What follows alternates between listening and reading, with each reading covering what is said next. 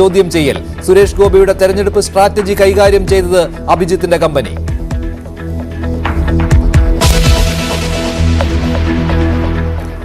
M T Vasudevan നായരുടെ ആരോഗ്യനിലയിൽ ഇന്നലത്തേക്കാൾ നേരിയ പുരോഗതിയുണ്ട് എന്നാണ് മെഡിക്കൽ ബുള്ളറ്റിൻ പറയുന്നത്. പക്ഷേ ആരോഗ്യനില അതീവ ഗുരുതരം തന്നെയാണെന്നും ഡോക്ടർമാർ പറയുന്നുണ്ട്. മരുന്നുകളോട് നേരിയ തോതിൽ പ്രതികരിക്കുന്നതായാണ് ആശുപത്രിയിൽ നിന്ന് ഏറ്റവും ഒടുവിൽ കിട്ടുന്ന വിവരം. കോഴിക്കോട്ടെ ബേബി മെമ്മോറിയൽ ആശുപത്രിയിലാണ് തീവ്രപരിചരണ വിഭാഗത്തിൽ എം ടി വാസുദേവൻ നായർ ചികിത്സയിൽ കഴിയുന്നത്. അദ്ദേഹത്തെ സന്ദർശിക്കാനായിട്ട് പല പ്രമുഖരും ആശുപത്രിയിൽ എത്തുന്നുമുണ്ട്. കൂടുതൽ വിവരങ്ങളുമായി CV അനുമോദ് ചേരുകയാണ്. അനുമോദ്, മെഡിക്കൽ ബുള്ളറ്റിനിൽ പറയുന്നത് ചെറിയ ഒരു പ്രതികരണം വന്നിട്ടുണ്ട് എന്നാണല്ലോ. എങ്കിലും ആരോഗ്യനില അതീവ ഗുരുതരം എന്ന ഇന്നലത്തെ മെഡിക്കൽ ബുള്ളറ്റിനിൽ നിന്ന് വ്യത്യാസവും കാണുന്നില്ല. മെഡിക്കൽ ബുള്ളറ്റിൻ വന്നതിന് ശേഷം എന്തെങ്കിലും പുതിയ വിവരം ഡോക്ടർമാരിൽ നിന്ന് കിട്ടുന്നുണ്ടോ?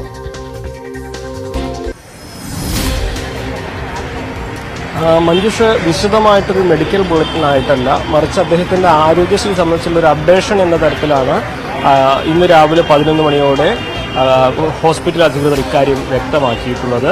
ഒരു സന്ദേശമായിട്ടാണ് അവർ അത് നൽകിയിട്ടുള്ളത്. അതിൽ പറയുന്നത് കഴിഞ്ഞ ദിവസത്തേക്കാൾ അല്പം മെച്ചപ്പെട്ടിട്ടുണ്ട്, മരുന്നുകളോട് പ്രതികരിക്കുന്നുണ്ട്, പക്ഷേ ഗുരുതരമായ അവസ്ഥയിൽ, അതീവ ഗുരുതരമായ നിലയിൽ തന്നെ തുടരുന്ന ഒരു സാഹചര്യമാണുള്ളത് എന്നുള്ളതാണ്. ആശുപത്രിയിൽ നിന്ന് ഔദ്യോഗികമായിട്ട് എന്ന് പറയാൻ കഴിയുന്ന ഒരു പ്രതികരണം അതാണ് ലഭിച്ചിട്ടുള്ളത്. പക്ഷേ അദ്ദേഹത്തെ കാണാൻ നിരവധി പ്രമുഖർ എത്തിയിരുന്നു. ഇന്നിപ്പോൾ അല്പസമയം മുമ്പ് സംവിധായകൻ ജയരാജും അദ്ദേഹത്തെ കണ്ടിറങ്ങിയിരുന്നു.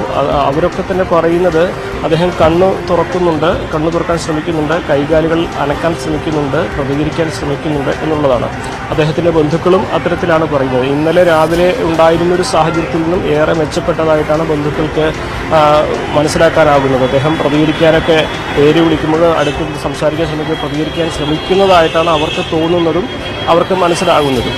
അതുപോലെ ചലിപ്പിക്കാൻ, കൈകാലുകളൊക്കെ ചലിപ്പിക്കാൻ ശ്രമിക്കുന്നുണ്ട്, കണ്ണ് തുറക്കാൻ ശ്രമിക്കുന്നുണ്ട്. അപ്പോൾ ഇന്നലത്തേക്കാൾ ഏറെ പ്രതികരിക്കുന്നുണ്ട് അദ്ദേഹം എന്നുള്ളതാണ് അദ്ദേഹവുമായി അടുത്ത ആളുകളോടും അദ്ദേഹത്തെ സന്ദർശിച്ച ആളുകളോടൊക്കെ നമുക്ക് സംസാരിച്ചപ്പോൾ മനസ്സിലാക്കാൻ കഴിഞ്ഞിട്ടുള്ളത്. പലരും ആ ഒരു സാഹചര്യം മാറിയതുകൊണ്ടാണ് ഇന്ന് സംസാരിക്കാൻ തന്നെ തയ്യാറായതും എന്നുള്ളതും പ്രധാനപ്പെട്ട ഒരു കാര്യമാണ്. നേരത്തെ ആലങ്കോട് ലീലാകൃഷ്ണനൊക്കെ അദ്ദേഹത്തെ കണ്ട് വൈകാരികമായിട്ടായിരുന്നു സംസാരിച്ചത്. ഇതിനു മുൻപ് ഇതിനേക്കാൾ വലിയ പ്രതിസന്ധികളിലൂടെ കടന്നുപോയ വ്യക്തി ജീവിതമാണ് അദ്ദേഹത്തിൻ്റെത്. മുൻപ് മരണത്തിന്റെ പരിപാടിയിൽ നിന്ന് തിരിച്ചു വന്ന ചരിത്രമുണ്ട് എം ടിക്ക്. അത് ഇത്തവണയും ശരിയാണ്. ഇത്തരത്തിലുള്ള പ്രാർത്ഥനകൾ ഉണ്ട് എല്ലാ കോണുകളിൽ നിന്നും. എം ടി വാസുദേവൻ നായരുടെ ആരോഗ്യ നിലയിൽ നേരിയ പുരോഗതി ഉണ്ട് എന്ന് ഡോക്ടർമാർ പറയുന്നുമുണ്ട്. നേരത്തെ അനുമോദ് സൂചിപ്പിച്ചതുപോലെ ആലങ്കോട് ലീലാകൃഷ്ണൻ അദ്ദേഹം എം ടിയെ കണ്ടിരുന്നു. അദ്ദേഹത്തിന്റെ പ്രതികരണം കേൾക്കാം. അതോടൊപ്പം തന്നെ സംവിധായകൻ B ജയരാജും എം ടി വാസുദേവൻ നായരെ കാണാനായി ബേബി മെമ്മോറിയൽ ആശുപത്രിയിൽ എത്തിയിരുന്നു. അദ്ദേഹത്തിന്റെ കൂടി പ്രതികരണം കേൾക്കാം. ഞങ്ങളും വല്ലാത്ത ഒരു തരം മാനസിക സമ്മർദ്ദത്തിലും പ്രയാസത്തിലുമായിരുന്നു. പ്രതീക്ഷ കൈവിട്ടൊരു സ്ഥിതി ഉണ്ടായിരുന്നു. എന്നാൽ ഇപ്പോൾ മെഡിക്കൽ ബുള്ളറ്റിൻ വന്ന് കാണുമ്പോൾ ഒരു വലിയ പ്രതീക്ഷ തന്നെയാണ്. നേരത്തതാണെങ്കിലും ലോകത്തെമ്പാടുമുള്ള കോടിക്കണക്കായ അക്ഷരസ്നേഹികളുടെ പ്രാർത്ഥന ഫലിക്കാൻ തുടങ്ങുന്നു എന്ന ഒരു പ്രതീക്ഷ ഉണ്ടാവുകയാണ്. കാരണം മരുന്നുകളോട് ചെറിയ തോതിൽ പ്രതികരിക്കാൻ തുടങ്ങിയിട്ടുണ്ട്. തീർച്ചയായും എം ടി ഇതിനേക്കാൾ വലിയ പ്രതിസന്ധികളെ അതിജീവിച്ച എഴുത്തുകാരനാണ്. 78 കാലത്ത് എനിക്ക് ഓർമ്മയുണ്ട്, അദ്ദേഹത്തിന്റെ അടുത്ത് മരണം എത്തി, മരിച്ചു എന്ന് വരെ വാർത്ത വന്നതാണ്. മരണം തോറ്റ് പിൻവാങ്ങി. പിന്നീട് പല ഘട്ടങ്ങളിലും, ഈ കഴിഞ്ഞ ആഴ്ച തന്നെ ന്യൂമോണിയ പോലുള്ള പ്രശ്നം വന്ന് അതിനെ അതിജീവിച്ചു. അതിജീവനത്തിന്റെ എഴുത്തുകാരനാണ് എം ടി. ലോകത്തെമ്പാടുമുള്ള മലയാളികളല്ല ആയവരും അല്ലാത്തവരുമായ ഹതാശരും നിരാശരരും ദുഃഖിതരും ദരിദ്രരും അനാഥരുമായ മനുഷ്യരെ അക്ഷരം കൊണ്ട് അതിജീവിക്കാൻ പഠിപ്പിച്ചയാളാണ്. അതിജീവനം എന്നത് സർഗശക്തിയാണ്. ഒരു നേർത്ത ബോധാവസ്ഥയിലേക്ക് എം ടി തിരിച്ചു വന്നാൽ എനിക്ക് നല്ല ഉറപ്പുണ്ട്, ഇച്ഛാബലം കൊണ്ട് തന്നെ വാസുദേവൻ അതിജീവിക്കും. എം ടി വാസുദേവൻ നായരുടെ ആരോഗ്യ സാഹചര്യങ്ങൾ മാറി മറിഞ്ഞു വരുന്നുണ്ടെന്നാണ് മെഡിക്കൽ സംഘം അറിയിച്ച ഈ കാര്യം പറഞ്ഞത് സംവിധായകൻ B ജയരാജാണ്. അദ്ദേഹം തിരിച്ചു വരട്ടെ എന്നാണ് പ്രാർത്ഥിക്കുന്നതെന്നും ജയരാജ് പറഞ്ഞു. മറ്റൊരു വാർത്തയിലേക്ക്. കട്ടപ്പനയിൽ കഴിഞ്ഞ ദിവസമാണ് ബാങ്കിൽ നിന്ന് നിക്ഷേപം തിരിച്ചു കിട്ടാത്തതിനെ തുടർന്ന് സാബു എന്നയാൾ ആത്മഹത്യ ചെയ്തത്. മുൻ ബാങ്ക് പ്രസിഡന്റും CPMന്റെ കട്ടപ്പന മുൻ ഏരിയ സെക്രട്ടറിയുമായ VR സജി സാബുവിനെ ഭീഷണിപ്പെടുത്തുന്ന ഫോൺ സംഭാഷണം ഇപ്പോൾ പുറത്തു വന്നിട്ടുണ്ട്. നിക്ഷേപം തിരിച്ചു കിട്ടണം എന്നാവശ്യപ്പെട്ടുകൊണ്ട് ബാങ്കിൽ പലതവണ ചെന്നിരുന്നു സാബു. എന്നാൽ തിരികെ നൽകുവാൻ തയ്യാറായിരുന്നില്ല ബാങ്ക് അധികൃതർ. അതിൽ ബാങ്കിന്റെ സെക്രട്ടറിക്കെതിരെയുള്ള പരാമർശം സാബുവിന്റെ ആത്മഹത്യാക്കുറിപ്പിലും ഉണ്ടായിരുന്നു. അടി വാങ്ങേണ്ട സമയം കഴിഞ്ഞെന്നും പണി മനസ്സിലാക്കി തരാമെന്നുമായിരുന്നു സജി ഭീഷണിപ്പെടുത്തിയത്. സാബുവിനെ ബാങ്ക് അധികൃതർ ഏറെ ദ്രോഹിച്ചിരുന്നതായി ഭാര്യ മേരിക്കുട്ടിയും പറഞ്ഞു. എന്നാൽ പാർട്ടി സാബുവിന്റെ കുടുംബത്തിന് ഒപ്പമാണെന്നാണ് CPM കട്ടപ്പന ഏരിയ കമ്മിറ്റിയുടെ വിശദീകരണം. ഭാര്യയുടെ ചികിത്സയ്ക്കായി പണം ആവശ്യപ്പെട്ട് ബാങ്കിലെത്തിയപ്പോഴാണ് സാബുവിന് ദുരനുഭവമുണ്ടായത്. സാബുവിനോട് അപമര്യാദയായി പെരുമാറിയ കട്ടപ്പന റൂറൽ ഡെവലപ്മെന്റ് ബാങ്ക് അധികൃതർ കയ്യേറ്റത്തിനും മുതിർന്നു. പരാതി പറയാൻ വിളിച്ചപ്പോഴാണ് മുൻ CPM ഏരിയ സെക്രട്ടറി കൂടിയായ VR സജി ഭീഷണി സ്വരം മുഴക്കിയത്. എന്റെ സഹാബേ വിഷയമൊന്നും മാറ്റണ്ട, നമ്മളത് അറിഞ്ഞിട്ട് മിണ്ടാതിരിക്കുന്നതാണ്. നിങ്ങൾ അടി മേടിക്കേണ്ട സമയം കഴിഞ്ഞിരിക്കുക. എന്റെ പൊന്നു സഹായം വേണമെങ്കിൽ കൊന്നു. നിങ്ങൾക്ക് പണി അറിയത്തില്ല എന്നിട്ടാ. നിങ്ങൾക്ക് പണി അറിയത്തില്ല എന്നിട്ടാ. എനിക്ക് സത്യമായിട്ട് നിങ്ങളുടെ പണിയൊന്നും അറിയത്തില്ല. സത്യമായിട്ട് അറിയത്തില്ല. പണി മനസ്സിലാക്കി തരാം. എനിക്ക് സത്യമായിട്ട് നിങ്ങളുടെ പരിപാടി പണി മനസ്സിലാക്കി തരാം. സംഭവത്തിൽ അതീവ ദുഃഖിതനായ സാബു കഴിഞ്ഞ ദിവസം ബാങ്കിന് മുൻപിൽ ജീവനൊടുക്കുകയായിരുന്നു. നിക്ഷേപ തുകയിൽ ഇനിയും 15 ലക്ഷത്തോളം രൂപ ലഭിക്കാനുണ്ടെന്ന് സാബുവിന്റെ ഭാര്യ മേരിക്കുട്ടി പ്രതികരിച്ചു. തുക ആവശ്യപ്പെട്ടപ്പോൾ പലതവണ ജീവനക്കാരും VR സജിയും ഭീഷണി മുഴക്കിയെന്നും മേരിക്കുട്ടി പ്രതികരിച്ചു. കടയടച്ചിട്ട് ചെന്ന് കഴിയുമ്പോഴത്തേക്കും ബിനോയ് എന്ന് പറയുന്ന പുള്ളി ഓടാ പുല്ല എന്നൊരു വിളി. അപ്പൊ VR സജി പറഞ്ഞു, നിന്നെ എനിക്കറിയാം, നിനക്കിട്ട് ഞാൻ പണി വെച്ചിട്ടുണ്ടെന്ന് പറഞ്ഞു. അന്നേരം സാബു വന്നിട്ട് എന്നെ വിളിച്ചേച്ച് പറഞ്ഞു, ഇങ്ങനെയൊക്കെ അടി പ്രശ്നങ്ങള്, ഇത് നമുക്ക് ഈ പൈസ കിട്ടുന്ന ലക്ഷണമില്ല, ഇനി ഒരു 15 ലക്ഷം രൂപ അടുത്ത് കിട്ടാനാണ് ഞങ്ങൾക്ക്. അത്രയും പൈസയിൽ നിന്നാണ് ഞങ്ങൾ 2 ലക്ഷം രൂപ ലോണായിട്ട് തരാൻ പറഞ്ഞു. ലോണും ഇല്ല, ഒന്നുമില്ല. സാബുവിനെ ആ ലാസ്റ്റ് ദിവസം ഭയങ്കരമായിട്ട് അവർ ഹരാസ് ചെയ്തു. സാബുവിനെ സഹിക്കത്തില്ലാത്ത അവസ്ഥയെ VR സജിയാണ് പറഞ്ഞത്, നിനക്കിട്ട് ഞാൻ വെച്ചിട്ടുണ്ട് പണി എന്ന് പറഞ്ഞു. സാബുവിന്റെ കുടുംബത്തിനൊപ്പം എന്നാണ് CPM ഏരിയ കമ്മിറ്റിയുടെ വിശദീകരണം. എന്നാൽ VR സജിയുടെ ഭീഷണിയെക്കുറിച്ച് നേതൃത്വം പ്രതികരിച്ചില്ല. കോൺഗ്രസ് ഭരണസമിതിയുടെ കാലത്ത് വായ്പ നൽകിയ 20 കോടി രൂപ തിരികെ വരാത്തതാണ് ബാങ്കിലെ പ്രതിസന്ധിക്ക് കാരണമെന്നും ഏരിയ സെക്രട്ടറി മാത്യു ജോർജ് പ്രതികരിച്ചു.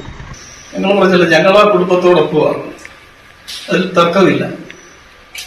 സംസ്ഥാനത്തെ ധനകാര്യ വകുപ്പ് സഹകരണ വകുപ്പ് കൈകാര്യം ചെയ്യുന്ന ബഹുമാന്യനായ മന്ത്രി VN വാസവൻ തന്നെ ഇത് സംബന്ധിച്ച് ഡിപ്പാർട്ട്മെന്റ് തലത്തിലും അല്ലാത്ത തലത്തിലും അന്വേഷിക്കുന്നതിന് വേണ്ടിയിട്ടുള്ള ഉത്തരവിറക്കിയിട്ടുണ്ട്, തീരുമാനമായിട്ടുണ്ട്. ഈ വിഷയങ്ങളെ സംബന്ധിച്ചൊക്കെയുള്ള അന്വേഷണങ്ങൾ പോലീസിന്റേതായ നിലയിൽ ഒക്കെ നടക്കുന്നുണ്ട്. ആ അന്വേഷണങ്ങളെല്ലാം ഞങ്ങൾ സ്വാഗതം ചെയ്യുക. സംഭവത്തിൽ പോലീസ് അന്വേഷണം പുരോഗമിക്കുകയാണ്. സാബുവിന്റെ ഭാര്യയുടെ മൊഴി വീട്ടിലെത്തി പോലീസ് രേഖപ്പെടുത്തി. ബാങ്കിലെ CCTV ദൃശ്യങ്ങളടക്കം ശേഖരിക്കാനാണ് അന്വേഷണ സംഘത്തിന്റെ തീരുമാനം. ന്യൂസ് 18 ഇടുക്കി. സംസ്ഥാനത്ത് ഇന്ന് 2 ഇടങ്ങളിൽ പോലീസിന് നേരെ ആക്രമണമുണ്ടായി. എറണാകുളം മുളന്തുരുത്തിയിലായിരുന്നു ഒരാക്രമണം. ഇവിടെ CI ഉൾപ്പെടെ 3 പോലീസുകാർക്കാണ് പരിക്കേറ്റത്. കൊടുമണ്ണിലായിരുന്നു മറ്റൊരു ആക്രമണം. പത്തനംതിട്ട കൊടുമണ്ണിൽ പോലീസിന്റെ ഗുണ്ടാ ലിസ്റ്റിൽപ്പെട്ടയാൾ കഴിഞ്ഞ ദിവസം ജീവനൊടുക്കിയിരുന്നു. ഇയാളുടെ സംസ്കാരത്തിന് പിന്നാലെയായിരുന്നു ചിലർ പോലീസിന് നേരെ ആക്രമണം അഴിച്ചുവിട്ടത്. പോലീസിന് നേരെ കല്ലെറിഞ്ഞ സംഘം മറ്റു ചില വാഹനങ്ങളും തകർക്കാൻ ശ്രമിച്ചു. കൂടുതൽ പോലീസ് എത്തി അക്രമികളെ കസ്റ്റഡിയിലെടുക്കാൻ ശ്രമിച്ചതോടെ ചിലർ രക്ഷപ്പെട്ടു. സംഭവത്തിൽ 7 പേർ പിടിയിലായിട്ടുണ്ട്.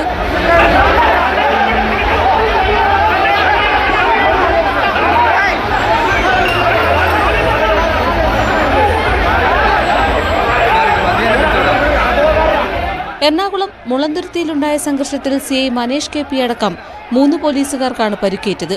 മുളന്തുരുത്തി മാർത്തോമൻ ഓർത്തഡോക്സ് പള്ളിയിലെയും യാക്കോബായ പള്ളിയിലെയും ജൂബിലി പെരുന്നാളിനിടെയാണ് സംഭവം. രാത്രി 11 മണിയോടെ യാക്കോബായ വിഭാഗത്തിന്റെ പ്രദക്ഷിണം കടന്നുപോകുമ്പോൾ ഓർത്തഡോക്സ് പള്ളിയിൽ നിന്നും ശബ്ദമുണ്ടാക്കിയതാണ് സംഘർഷത്തിലേക്ക് നയിച്ചത്. ഇതോടെ 2 വിഭാഗത്തോടും പോലീസ് പിരിഞ്ഞുപോകാൻ ആവശ്യപ്പെട്ടു. ഇതാണ് ആക്രമണത്തിന് കാരണം.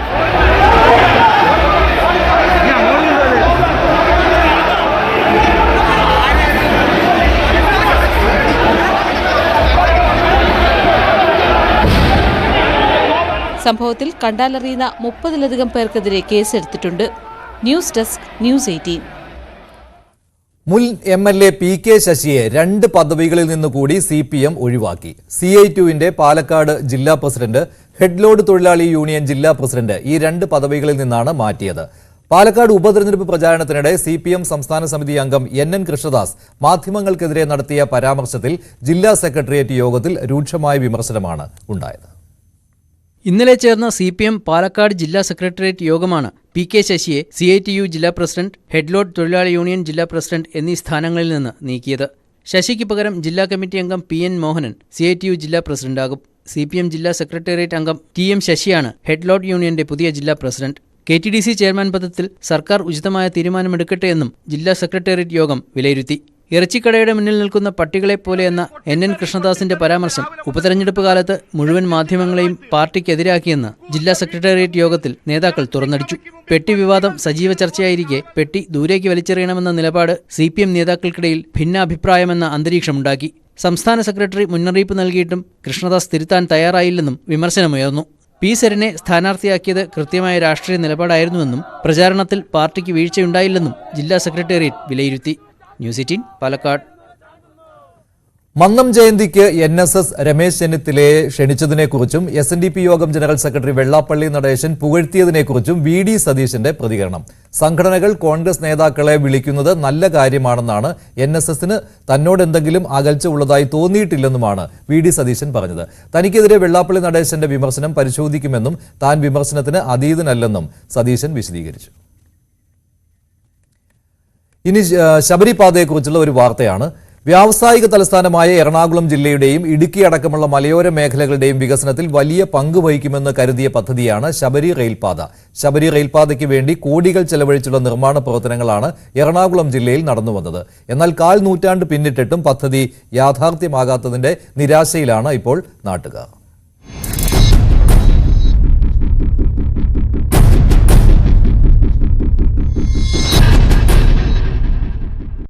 ശബരി റെയിൽപാതയ്ക്ക് വേണ്ടി ഒരുപക്ഷെ ഏറ്റവും കൂടുതൽ നിർമ്മാണ പ്രവർത്തനങ്ങളും കാര്യങ്ങളുമെല്ലാം നടന്നിരിക്കുന്നത് എറണാകുളം ജില്ലയിലും ആ പരിസരത്തുമെല്ലാമാണ്.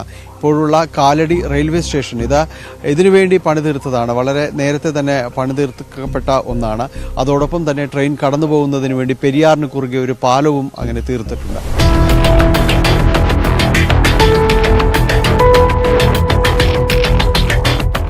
നെടുമ്പാശ്ശേരി വിമാനത്താവളത്തിൽ നിന്ന് 5 കിലോമീറ്റർ മാത്രം ദൂരെയാണ് ശബരി പാതയിൽ ഉൾപ്പെടുന്ന കാലടി റെയിൽവേ സ്റ്റേഷൻ.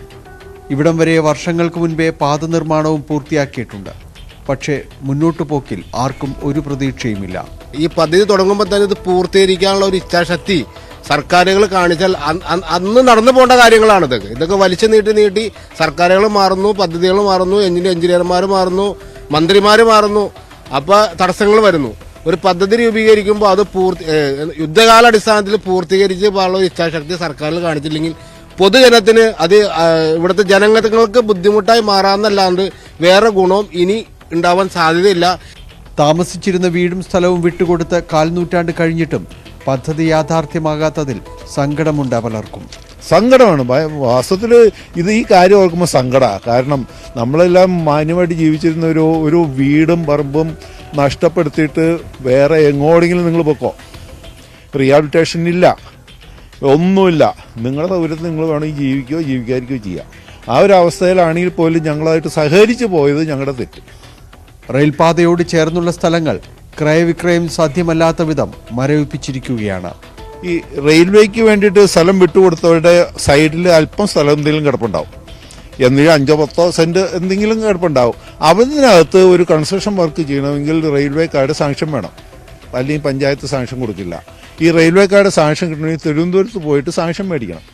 അതിനുവേണ്ടി പോയി കഴിയുമ്പോൾ അവർ ഇത്ര രൂപ ഡിപ്പോസിറ്റ് ചെയ്യണമെന്നാണ് പറയണത്.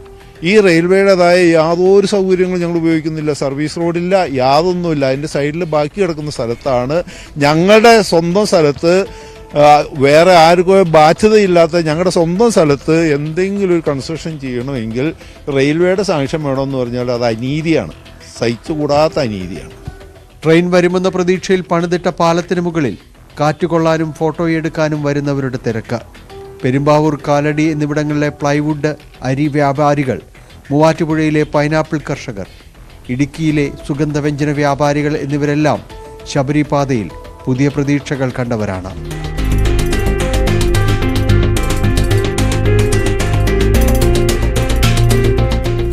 ശബരിപാത എന്ന് യാഥാർത്ഥ്യമാകുമെന്ന കാര്യത്തിൽ ആർക്കും ഒരു ഉറപ്പുമില്ല. പദ്ധതി വിഭാവനം ചെയ്ത കാലത്തേക്കാൾ കോടാനുകോടി രൂപയാകും ഇനിയത് പ്രാവർത്തികമാക്കാൻ.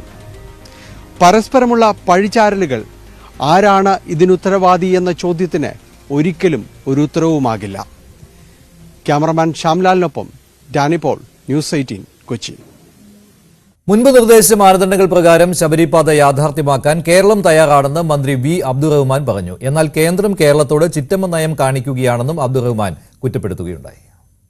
ശബരി അങ്കമാലി പാത എന്നുള്ളത് കേരളത്തെ സംബന്ധിച്ച് ഏറ്റവും ആവശ്യമുള്ള ഒരു പദ്ധതിയാണ്. അതിലൂടെ സംസ്ഥാന ഗവൺമെൻറ് പറഞ്ഞ കാര്യങ്ങളിൽ നിന്ന് ഒരു മാറ്റവും ഇതേവരെ വരുത്തുന്നില്ല. കാരണം മൊത്തം വരുന്ന ചെലവിൻ്റെ പകുതി നമ്മൾ കൊടുക്കാമെന്ന് പറഞ്ഞു. അന്ന് സിംഗിൾ ലൈനായിരുന്നു പറഞ്ഞതും സംവിധാനങ്ങളുണ്ട്. പക്ഷേ റെയിൽവേ ഓരോ സമയത്തും പുതിയ പുതിയ കാര്യങ്ങൾ ഉന്നയിക്കുകയാണ്.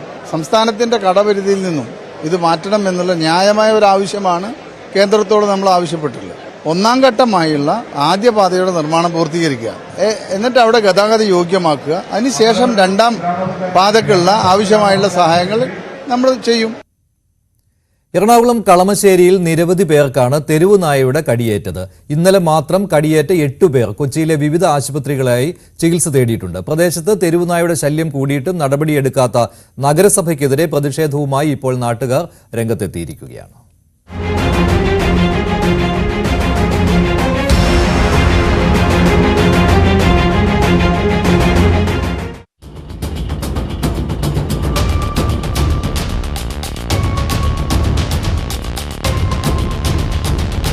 കളമശ്ശേരി നഗരസഭയിലെ 3 വാർഡുകളിലായാണ് തെരുവുനായ ആക്രമണമുണ്ടായത്.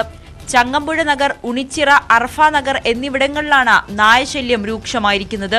നായയുടെ കടിയേറ്റ 3 അതിഥി തൊഴിലാളികളിൽ 5ാം ക്ലാസ്സുകാരിയുമുണ്ട്. കഴിഞ്ഞ ഒരാഴ്ചയായി പ്രദേശത്ത് തെരുവുനായ ശല്യം കൂടിയ വിവരം നഗരസഭയെ അറിയിച്ചിട്ടും നടപടികളൊന്നും ഉണ്ടായില്ലെന്നും നാട്ടുകാർ പരാതി പറയുന്നു. എല്ലാവരും രാവിലെ നടക്കാൻ ഇറങ്ങുന്നവരുണ്ട്. രാവിലെ 6 മണിക്ക് നടക്കാൻ ഇറങ്ങുന്ന സമയത്ത് പലരും ഒരാളുടെ കയ്യിൽ തന്നെ 2 വടിയൊക്കെ ആയിട്ടാണ് പലരും നടക്കേണ്ട ഒരു സാഹചര്യം ഇപ്പോൾ ഉണ്ടാകുന്നത്. അപ്പോൾ നഗരസഭയുടെ ഭാഗത്ത് നിന്ന് ഒരു മുൻകരുതലോ അതിനുവേണ്ട പ്രതിരോധ പ്രവർത്തനങ്ങളോ വന്ധീകരണ പ്രവർത്തനങ്ങളോ ഒന്നും തന്നെ നടക്കുന്നില്ല എന്നാണ് നമുക്ക് പറയാനുള്ളത്. കാരണം ഇത്രയും ആളുകളെ തെരുവുനായകൾ കടിച്ചിട്ട് നഗരസഭയുടെ ഭാഗത്ത് നിന്ന് എന്ത് നടപടി എടുത്തെന്ന് വെച്ചാൽ ഒന്നും തന്നെ നഗരസഭയ്ക്ക് പറയാനില്ല ഈ സാഹചര്യത്തിൽ. ഒറ്റയ്ക്ക് പോകുന്ന കുട്ടികളെയും പ്രായമായവരെയും സ്ത്രീകളെയും അടക്കം തെരുവുനായകൾ കൂട്ടമായി എത്തി ആക്രമിക്കുകയാണ്. 5ാം ക്ലാസ്സുകാരിയെ ആക്രമിച്ച ശേഷം നായ ജനത്തിരക്കുള്ള ക്യുസാറ്റ് മേഖലയിലേക്ക് പോയെന്നാണ് ദൃക്സാക്ഷികൾ പറയുന്നത്. നഗരസഭയുടെ ഭാഗത്തു നിന്നും നടപടി ഉണ്ടായില്ലെങ്കിൽ പ്രതിഷേധം തുടങ്ങാനാണ് നാട്ടുകാരുടെ തീരുമാനം. ന്യൂസ് 18 കൊച്ചി. കളമശ്ശേരിയിൽ കൂടുതൽ പേർക്ക് മഞ്ഞപ്പിത്തവും സ്ഥിരീകരിച്ചിട്ടുണ്ട്. രോഗബാധിതരിൽ 2 പേരുടെ നില ഗുരുതരമായി തുടരുകയുമാണ്. രോഗത്തിന്റെ ഉറവിടം കണ്ടെത്താൻ പരിശോധന തുടരുന്നു. നഗരസഭാ പരിധിയിലെ 10, 12, 13 വാർഡുകളിലായാണ് രോഗബാധിതർ ഏറെയുള്ളത്. ഈ പ്രദേശങ്ങളിലെ ജലസ്രോതസ്സുകളിൽ നിന്നും പരിശോധനയ്ക്കായി സാമ്പിളുകൾ ശേഖരിച്ചു. ഇതിന്റെ ഫലം വന്നാൽ മാത്രമേ രോഗവ്യാപനത്തിന്റെ സ്രോതസ് വ്യക്തമാകുകയുള്ളൂ. കളമശ്ശേരി HMT കോളനി LP സ്കൂളിൽ ആരോഗ്യവകുപ്പ് മെഡിക്കൽ ക്യാമ്പ് തുടങ്ങി. നിലവിൽ ഈ രോഗവ്യാപനം തടയുന്നതിന് വേണ്ടിയുള്ള നടപടികളാണ് ഇപ്പോൾ നഗരസഭ ചെയ്തുകൊണ്ടിരിക്കുന്നത്. ഇവിടുത്തെ ആരോഗ്യ പ്രവർത്തകരും നഗരസഭയിലെ ഉദ്യോഗസ്ഥരും ജനപ്രതിനിധികളും എല്ലാവരും ചേർന്ന് രോഗം കൂടുതലായിട്ടുള്ള 3 വാർഡുകൾ കേന്ദ്രീകരിച്ചാണ് ഇപ്പോൾ ക്യാമ്പുകൾ നടക്കുന്നത്. ഇവിടെ ഈ 3 വാർഡിലെയും മുഴുവൻ ആളുകളെയും പരിശോധിക്കുക എന്നുള്ളതാണ് നമ്മൾ ഉദ്ദേശിക്കുന്നത്. നാളെ മുതൽ ഈ 3 വാർഡുകളിലെയും മുഴുവൻ കിണറുകളും ക്ലോറിനേഷൻ ചെയ്യുന്നുണ്ട്. ഈ പരിസരത്തുള്ള മുഴുവൻ ജലസ്രോതസ്സുകളും വെള്ളം ടെസ്റ്റ് ചെയ്യുന്നുള്ള നടപടികൾ ചെയ്യുന്നുണ്ട്. കൂടാതെ ഇവിടെയുള്ള ഹോട്ടലുകൾ, ഇവിടെയുള്ള ബോയ്സ് ഹോസ്റ്റലുകൾ, ഉള്ള ഹോസ്റ്റലുകൾ ഉൾപ്പെടെയുള്ള എല്ലാ സ്ഥലങ്ങളിലും നഗരസഭയുടെ നേതൃത്വത്തിൽ പരിശോധന നടക്കുന്നുണ്ട്. നിലവിൽ 40-ലധികം പേർ ചികിത്സയിലാണ്. ഇതിൽ 2 പേരുടെ നില ഗുരുതരമാണ്. ഇവർ സ്വകാര്യ ആശുപത്രിയിൽ തീവ്രപരിചരണ വിഭാഗത്തിൽ ചികിത്സയിലുമാണ്. 90 ദിവസത്തിനിടെ പുതുതായി ഒരാളിലും രോഗം കണ്ടെത്തിയില്ലെങ്കിൽ മാത്രമേ മഞ്ഞപ്പിത്തബാധ പ്രദേശത്ത് നിയന്ത്രണ വിധേയമെന്ന് പറയാനാകൂ. ഇതിനായി വിവിധ വകുപ്പുകൾ ഏകോപിപ്പിച്ചുകൊണ്ട് ക്രിയാത്മകമായ പ്രതിരോധ പ്രവർത്തനമാണ് ആവശ്യം. ന്യൂസ് 18 കൊച്ചി. കാഞ്ഞിരപ്പള്ളിയിലെ ഇരട്ട കൊലപാതക കേസിൽ പ്രതിയായ ജോർജ് കുര്യന് ഇരട്ട ജീവപര്യന്തം ശിക്ഷയാണ് വിധിച്ചിരിക്കുന്നത്. കോട്ടയം സെഷൻസ് കോടതിയുടേതാണ് ഈ വിധി. 2022 മാർച്ചിലാണ് ഈ സംഭവം ഉണ്ടായത്. സ്വത്ത് തർക്കത്തിന്റെ പേരിൽ സ്വന്തം സഹോദരനെയും അമ്മാവനെയും കൊന്നയാളാണ് ജോർജ് കുര്യൻ. ഈ കേസിലാണ് ഇപ്പോൾ വിധി വന്നിരിക്കുന്നത്. പ്രതിക്കെതിരെ ചുമത്തിയ വകുപ്പുകളെല്ലാം പ്രോസിക്യൂഷൻ കോടതിയിൽ തെളിയിച്ചു. ഇരട്ട ജീവപര്യന്തത്തിന് പുറമെ 20 ലക്ഷം രൂപ കൊല്ലപ്പെട്ട രഞ്ജു കുര്യന്റെ കുടുംബത്തിന് നൽകണമെന്നും കോടതി വിധിയിൽ പറയുന്നു. ശിക്ഷാവിധിയിൽ പൂർണ്ണ തൃപ്തിയുണ്ടെന്ന് പ്രോസിക്യൂഷൻ പ്രതികരിച്ചു. ഡബിൾ ലൈഫ് ഇരട്ട ജീവപര്യന്തം അതിനുശേഷം മാത്രമേ കാണിച്ചിട്ടുള്ളൂ. അതുപോലെ 20 ലക്ഷം രൂപ ഫൈനായിട്ട് വിധിച്ചിട്ടുണ്ട്. ഈ ഫൈൻ 20 ലക്ഷം രൂപയും രഞ്ജുവിനും രഞ്ജുവിൻ്റെ മൈനറുകളായ 4 മക്കൾക്കും നൽകണമെന്നാണ് കോടതി പറഞ്ഞിരിക്കുന്നത്. 2022 മാർച്ച് 7-നാണ് ജോർജ് കുര്യൻ സഹോദരനെയും അമ്മാവനെയും വെടിവെച്ചു കൊന്നത്. സ്വത്ത് തർക്കത്തെ തുടർന്നായിരുന്നു കൊലപാതകം വീട്ടിൽ കയറി ആക്രമിക്കൽ, ആയുധം കയ്യിൽ വെക്കൽ, സാക്ഷികളെ ഭീഷണിപ്പെടുത്തൽ തുടങ്ങിയവയാണ് ചുമത്തിയത്. 138 സാക്ഷികളെയും 96 രേഖകളും പ്രോസിക്യൂഷൻ ഹാജരാക്കി. ശിക്ഷയിന്മേൽ പ്രതിഭാഗത്തിന്റെയും പ്രോസിക്യൂഷന്റെയും വാദം ഇന്നലെ പൂർത്തിയായിരുന്നു. നിരപരാധി ആണെന്നും പ്രായം പരിഗണിച്ച് ഇളവ് നൽകണമെന്നുമായിരുന്നു പ്രതിഭാഗത്തിന്റെ വാദം. അപൂർവങ്ങളിൽ അപൂർവമായ കേസായി പരിഗണിച്ച് വധശിക്ഷ നൽകണമെന്ന് പ്രോസിക്യൂഷനും വാദിച്ചു. പ്രതി ജോർജ് കുര്യൻ കുറ്റക്കാരനാണെന്ന് കഴിഞ്ഞ ദിവസം കോടതി കണ്ടെത്തിയിരുന്നു. ന്യൂസ് 18 കോട്ടയം. മദ്യനയ അഴിമതി കേസിൽ ഡൽഹി മുൻ മുഖ്യമന്ത്രി അരവിന്ദ് കെജ്രിവാളിനെ പ്രോസിക്യൂട്ട് ചെയ്യാൻ അനുമതി കിട്ടിയിരിക്കുകയാണ്. ലഫ്റ്റനന്റ് ഗവർണറാണ് ഈ അനുമതി നൽകിയത്. ഡൽഹിയിൽ തെരഞ്ഞെടുപ്പ് പ്രഖ്യാപനത്തിന് ഏതാനും ദിവസങ്ങൾ മാത്രമാണ് ബാക്കി നിൽക്കുന്നത്. അതിനിടെയാണ് ഇപ്പോൾ അരവിന്ദ് കെജ്രിവാളിനെ പ്രോസിക്യൂട്ട് ചെയ്യാൻ അനുമതി കിട്ടിയിരിക്കുന്നത്. 2 മാസത്തിനുള്ളിൽ 2025 ഫെബ്രുവരിയിലാണ് ഡൽഹി നിയമസഭാ തെരഞ്ഞെടുപ്പ് നടക്കുക. 4ാം വിജയം തേടി മത്സരിക്കുന്ന ആം ആദ്മി പാർട്ടിയെ നയിക്കേണ്ടത് അരവിന്ദ് കെജ്രിവാളാണ്. അതിനിടയിലാണ് ആപ്പിന് വെല്ലുവിളിയായി കെജ്രിവാളിനെ പ്രോസിക്യൂട്ട് ചെയ്യാൻ Delhi lieutenant governor VK Saxena അനുമതി നൽകിയത്.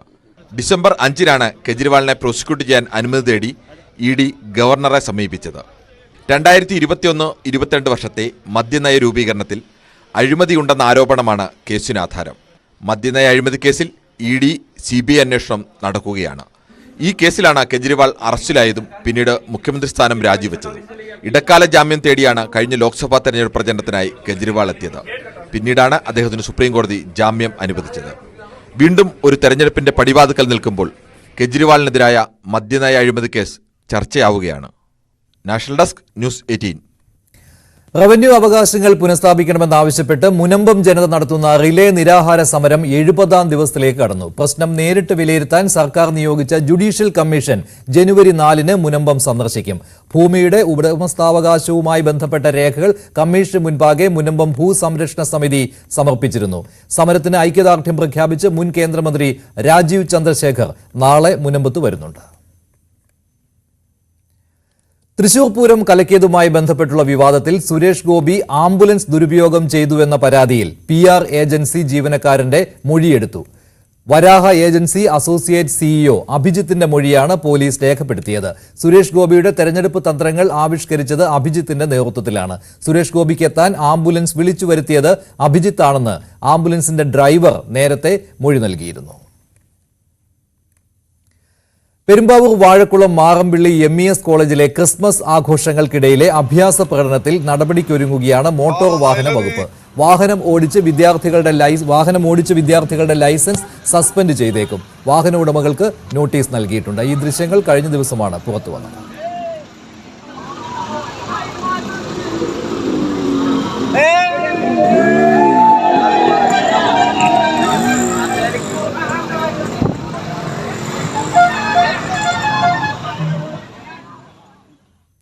കോതമംഗലം നെല്ലിക്കുഴിയിൽ കൊല്ലപ്പെട്ട 6 വയസ്സുകാരി മുസ്കാന്റെ സംസ്കാരം നടന്നു. നെല്ലിക്കുന്ന് ഖബർസ്ഥാനിലായിരുന്നു സംസ്കാരം. കോതമംഗലം താലൂക്ക് ആശുപത്രി മോർച്ചറിയിൽ സൂക്ഷിച്ചിരുന്ന മൃതദേഹം പിതാവ് അജാസ് ഖാൻ ഏറ്റുവാങ്ങി. ആന്റണി ജോൺ MLA അടക്കമുള്ള ജനപ്രതിനിധികൾ ആശുപത്രിയിൽ എത്തിയിരുന്നു. പ്രതിയും മുസ്കാനയുടെ രണ്ടാനമ്മയുമായ അനീഷ ഇപ്പോൾ റിമാൻഡിലാണ്. കേരളത്തിൽ നിന്നുള്ള മെഡിക്കൽ മാലിന്യം തിരുനെൽവേലിയിലെ പല ഭാഗങ്ങളിലും തള്ളിയതായി ന്യൂസ് 18ന്റെ അന്വേഷണത്തിൽ കണ്ടെത്തി. തലസ്ഥാന നഗരത്തിലെ പല ആശുപത്രികളിലെയും മാലിന്യങ്ങൾ രാത്രിയുടെ മറവിലാണ് തിരുനെൽവേലിയിൽ കൊണ്ടുവരുന്നത്. ന്യൂസ് 18 അന്വേഷണം. കല്ലൂരിന് സമീപത്തുള്ള കൊണ്ടാനഗരം പഞ്ചായത്തിലും വളരെ ഭീതിതമായ കാഴ്ചകൾ തന്നെയാണുള്ളത്. ഒരുപക്ഷെ കല്ലൂരിൽ കണ്ടതിനേക്കാൾ കൂടുതൽ ഭാഗത്തെ ഏരിയയിൽ ഇത്തരത്തിൽ ഇവിടെ മാലിന്യങ്ങൾ നിക്ഷേപിച്ചിട്ടുണ്ട്. ഇവിടെ ആശുപത്രി മാലിന്യങ്ങൾക്ക് പുറമെ ഹോട്ടൽ മാലിന്യങ്ങളും മറ്റ് വീടുകളിൽ നിന്നുള്ള മാലിന്യങ്ങളും ഉണ്ട് തോന്നിക്കുന്ന തരത്തിലുള്ള ദൃശ്യമാണ് ഇവിടെ ഉള്ളത്. വലിയ രീതിയിൽ ഇവിടെയും മാലിന്യ നിക്ഷേപമുണ്ട്. ഇവിടെ പലയിടത്തും ഈ മാലിന്യങ്ങൾ കത്തിച്ചു കളഞ്ഞിട്ടുമുണ്ട്. ഏതാണ്ട് 250 മീറ്ററോളം ദൂരത്ത് ഈ രീതിയിൽ ഇവിടെ മാലിന്യങ്ങൾ പല ഭാഗങ്ങളിലായി, ഇതൊരു ഉൾപ്രദേശമാണ്, കാട് പോലുള്ള പ്രദേശമാണ്. ഇവിടെയും ഇത്തരത്തിൽ മാലിന്യം നിക്ഷേപിച്ചിട്ടുണ്ട്. ഇവിടെ എങ്ങനെയാണ് ശങ്കർ ഇത് നിങ്ങൾ കണ്ടത്? എങ്ങനെയാണ് ഈ സ്ഥലത്ത് മാലിന്യം ഉണ്ടെന്ന്? இந்த இடம் பார்த்தீங்கன்னா திருநெல்வேலி மாவட்டத்தில் உள்ள கொண்டாநகரம்ங்கிற இடம். இப்போ ஏற்கனவே நீங்கள் இதுக்கு முன்னாடி பார்த்தது கல்லூர். திருநெல்வேலி மாவட்டத்தில் உள்ள கல்லூரி. அதுலேருந்து ஒரு 1 கிலோமீட்டர் ரேடியஸில், அதாவது சுற்றளவில் பார்த்தீங்கன்னா அடுத்த இடத்துல கொட்டியிருக்காங்க. அது வந்து திருநெல்வேலி மாவட்டத்தில் உள்ள கொண்டா நகரம். இங்கேயும் அதே மருத்துவக் கல்லூரி தான் கொட்டப்பட்டிருக்குது. அப்போ அங்கே எந்த முகவரியில் நீங்கள் இந்த புற்றுநோய் மண்டலத்தோட முகவரி பார்த்தீங்களோ அதே புற்றுநோய் உள்ள மருத்துவமனையில் வந்து இந்த கழிவுகள் கொட்டப்பட்டிருக்கு. அதுபோக நம்ம ஹோட்டல் கழிவுகள், அதாவது அந்த மருத்துவமனையில் ஹோட்டல் கழிவுகள் போன்ற அனைத்து கழிவுகளும் இந்த இடத்துல கொட்டப்பட்டிருக்கு, தொடர்ச்சியாக கொட்டப்பட்டிருக்கு. அதனால் அதை உடனே கவனத்தில் எடுத்து அகற்றணும். ஏற்கனவே தென்மண்டல பசுமை தீர்ப்பாயம் வந்து கேரளா மாநிலம் வந்து 3 நாட்களுக்குள்ள அகற்றணும்னு சொல்லி கால அவகாசம் கொடுத்துருக்காங்க. அதன் அடிப்படையில் 2 நாளுக்கு முடிஞ்சு போயிடுச்சு. இன்னும் ஞாயிற்றுக்கிழமை நாளை ஒரு நாள் தான் இருக்குது. அதுக்குள்ளே அகற்றாத பட்சத்தில் அடுத்த இட நடவடிக்கைகள் மாவட்ட நிர்வாகம், தமிழக அரசு நிர்வாகம் എടുക്കുമെന്ന് നേരത്തെ தெரிவிச்சுக்கிறோம்.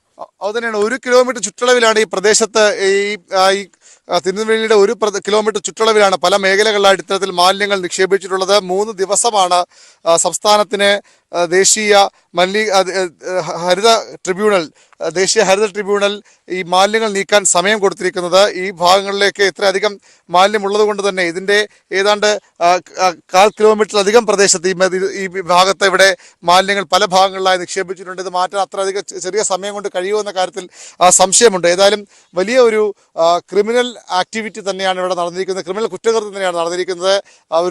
ഒരു ജില്ലയിൽ നിന്നുള്ള കുറേ മാലിന്യങ്ങൾ, ആശുപത്രി മാലിന്യങ്ങളും അതുപോലെ തന്നെ ഈ വീടുകളിൽ നിന്നുള്ള മാലിന്യങ്ങളും ഹോട്ടൽ മാലിന്യങ്ങളും ഒക്കെ തമിഴ്നാട്ടിലെ ഒരു ഒഴിഞ്ഞ പ്രദേശത്ത് കൊണ്ട് ഇങ്ങനെ കളഞ്ഞിട്ട് പോയിരിക്കുന്നു. അത് വലിയ ആരോഗ്യ പ്രശ്നങ്ങൾ, പാരിസ്ഥിതിക പ്രശ്നങ്ങൾ ഈ മേഖലയിൽ ഉണ്ടാക്കുമെന്ന ആശങ്കയാണ് ഈ നാട്ടുകാർക്ക് ഉള്ളത്. അതുകൊണ്ട് തന്നെയാണ് ഹരിത ട്രിബ്യൂണലൊക്കെ ഇത്രയധികം ശക്തമായി ഇടപെട്ടിരിക്കുന്നത്.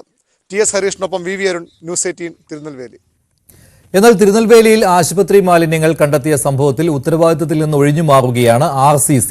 മാലിന്യ നീക്കത്തിന് കരാർ എടുത്തിരിക്കുന്ന ഏജൻസികളുടെ ഭാഗത്ത് വീഴ്ചയുണ്ടായിട്ടുണ്ടെങ്കിൽ അതിന്റെ ഉത്തരവാദിത്തം കരാർ കമ്പനികൾക്ക് മാത്രമാണെന്നാണ് RCC സൂപ്രണ്ട് ന്യൂസ് 18നോട് പറഞ്ഞത്. ബയോമെഡിക്കൽ മാലിന്യങ്ങൾ ഉൾപ്പെടെ സുരക്ഷിതമായി കൈകാര്യം ചെയ്യാൻ ഫലപ്രദമായ സംവിധാനങ്ങൾ RCCക്ക് ഉണ്ടെന്നും അധികൃതർ പറയുന്നു. അന്വേഷണത്തിന്റെ ഭാഗമായി സംസ്ഥാന മലിനീകരണ നിയന്ത്രണ ബോർഡിന് പുറമെ തമിഴ്നാട് പോലീസും RCCയിൽ എത്തി.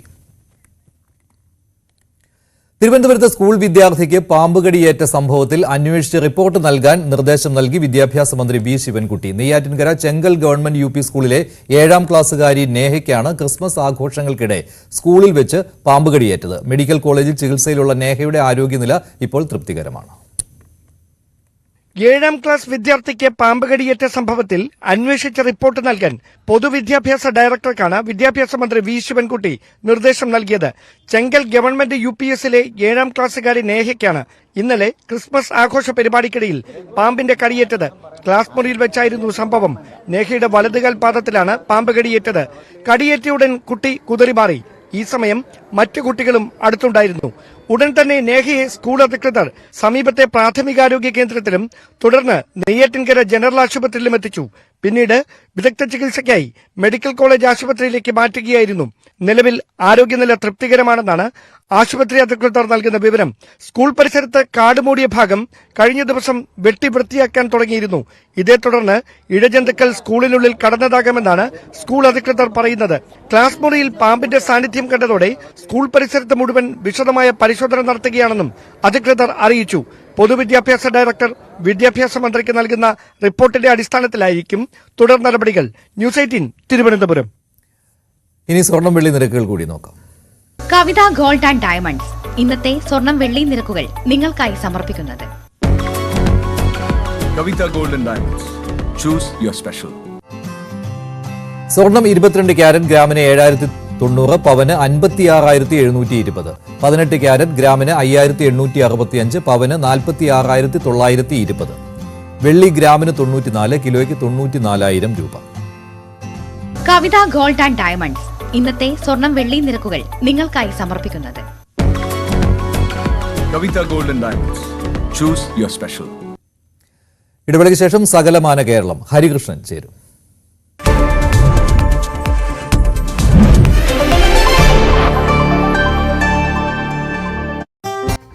എൻ്റെ വൈഫാണെങ്കിൽ ഇവിടെ പിന്നെ മറ്റേ ഒരു എന്താ പറയുക ഈ യൂട്രസുമായിട്ട് ബന്ധപ്പെട്ട് ഹോസ്പിറ്റലിൽ അഡ്മിറ്റാണ്.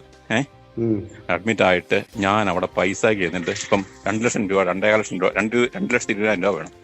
ഞാൻ എനിക്ക് ആ പൈസ ഉള്ളൂ. ഞാൻ ആ പൈസ തന്നിട്ട് എന്നെ അവിടുന്ന് ആ ബിനോയ് പിടിച്ച് വണ്ടിയെന്ന് പിടിച്ച് ഒറ്റ തള്ളും തള്ളി.